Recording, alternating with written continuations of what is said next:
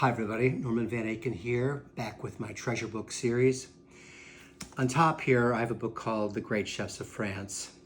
12 chefs, all Michelin star, 3-star winners. This book came out in 1978.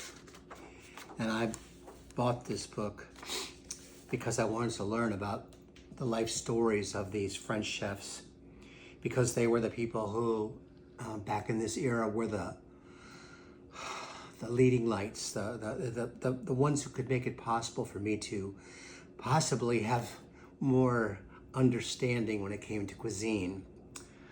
And this is a treasure book in and of itself. But I was reminded of this book when I came to the book that I'll be getting to in a moment, because it's not only about the recipes, it's about the stories, their life stories of the chefs that so affected me. Remember, this came out in 78 or 79. I might be bought it in 79. One of the strongest in all the chefs of the 12 was Alain Chappelle. And back in the early days of having this book, I was making an underline here. If one asks Alain Chappelle whence the inspiration comes at the moment of his creating a new dish, he replies, "It is when I look at the produce. Everything is simple given hard work and rigorous application." You can see I kind of beat up this book, but I was taking it back and forth with me from home to work and work to home.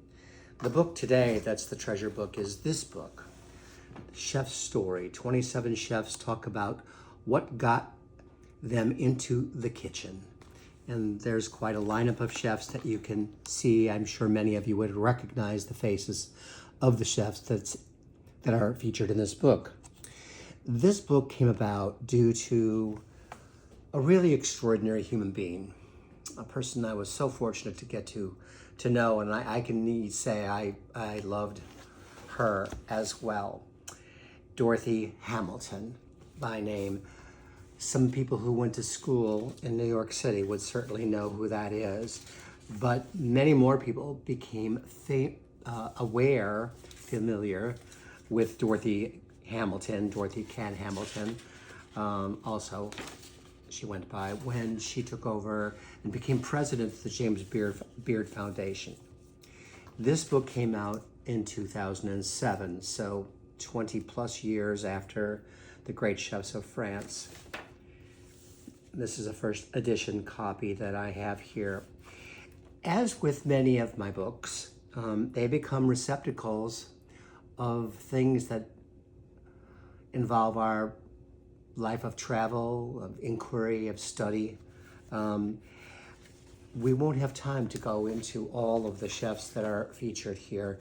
But so when I picked this book up and began to look at it, I thought, well, let's just see how we can line up the chefs with the some of the artifacts. And so here is a great chef and became a great friend when I was working on a book where he and I shared the editor. I love this picture of Danielle. It's so perfectly Danielle. It's so tongue-in-cheek funny. It's so artful too. And I'm sure what happened was we went to his restaurant on 60 East 65th Street in New York, the flagship restaurant, for a party, a luncheon party that day. But also in going with the stories behind the chefs, he writes, "I think in a restaurant, you are transforming food into something wonderful, but sometimes by trying to make it perfect and elegant, you kind of lose a bit of the rusticity of flavor and simplicity as well. I think my food is constantly going back and forth between rusticity and elegance. I find that makes for very soulful food. I love food with soul. I need it." That is the very definition of what I was seeking to do when I first came across the notion and the ideas and the platform for what I call fusion cooking. People think of fusion cooking most times as the hyphenation or liaison between, let's say, French and Thai cooking. It is that, and was that when I wrote it in that very special time, many years ago, 30 plus years ago now, 1988, 1989. But it was also what Danielle is talking about here, the rusticity meeting the elegance. That's part of his story. Another chef that is featured in Dorothy Ken Hamilton and Patrick Ka, who co-wrote this book, is this beautiful woman, Suzanne Goen, of California fame. Look at that Garbo-like face. It's so perfect. She's pretty ageless, this woman. Janet and I went to her restaurant in Los Angeles, and so here was the menu that Suzanne featured that day. I don't think menus tell the entire story of chefs, but I think it tells a really important part of the story of chefs. But I love this side story that she tells in Dorothy's book here. She's recalling her young age. She said, I had to call my parents, and they had just spent $12 trillion on college. And I said, I'm going to work in a restaurant at $8 an hour. In my recollection, they were fine with it. But my sister remembers it differently. Don't you remember that you and Dad didn't talk to each other for 2 months? I may have blocked that out. I do remember, though, that once I got a job at Chez Panisse, a restaurant my father loved, he finally knew that I was going to be okay. This is a great book for learning about the stories of the chefs. Oh, it's a very small picture, but look at how elegant Dorothy Ken Hamilton looks. And that smile, oh my gosh, in person, that smile could light up a city. And it was fun traveling with her. We actually were in Madrid together, and one night she and I danced the flamenco. Not that I knew how to dance the flamenco, but with Dorothy, everything was possible. I am also featured in this book, and a very kind thing to be included with all these other great chefs. You can read my story, but I'm here to talk about other stories. I'm going to leave you with one more, quite a touching story. It wasn't too long ago that we lost Michel Richard. He died young.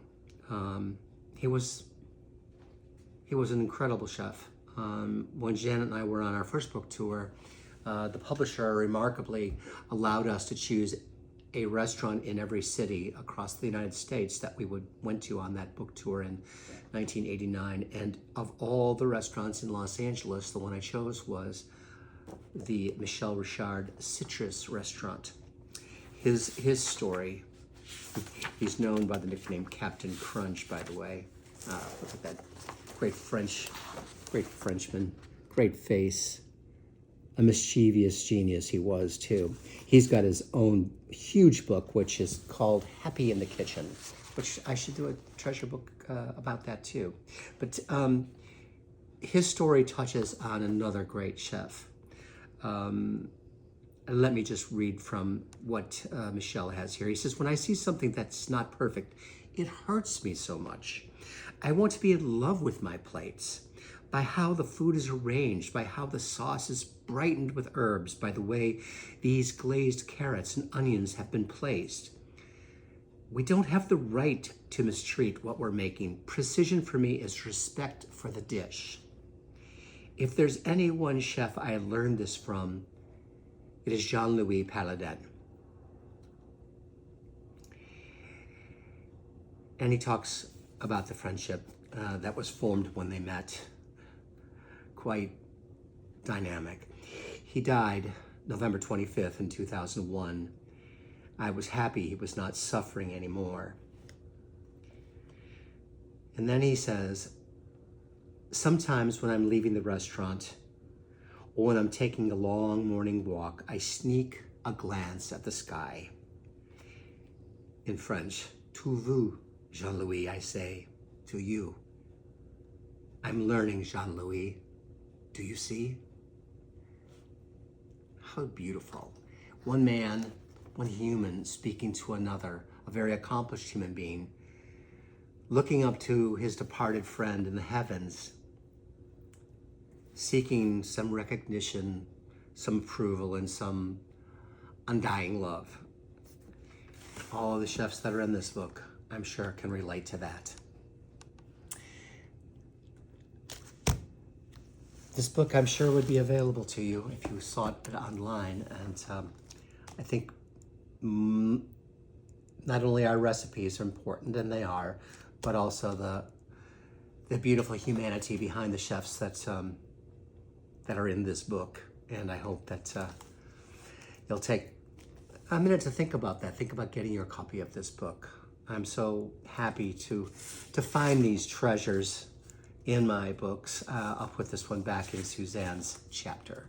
All right, everyone. I will talk to you again before long, I hope. And I hope you have a beautiful night and get to be with whom you love and taste some good food and perhaps drink some good wine. Adios.